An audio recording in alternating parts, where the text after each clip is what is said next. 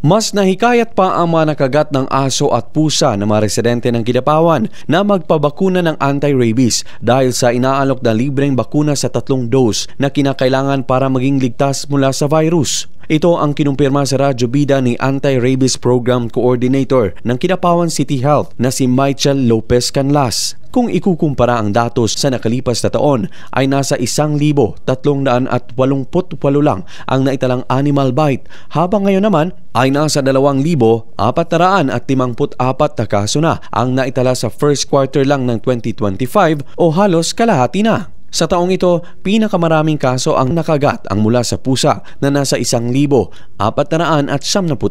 Pinakamarami rin ang nakagat na ang edad ay mas mababa sa 15 taong gulang na nasa 1,572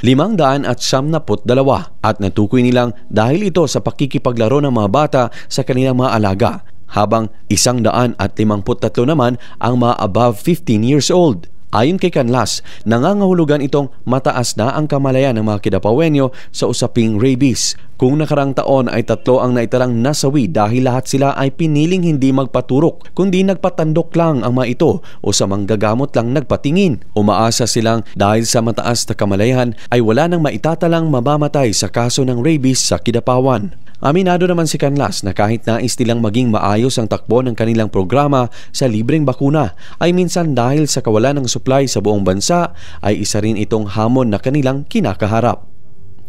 Luigi Alan Totor, NDBC Bida Balita.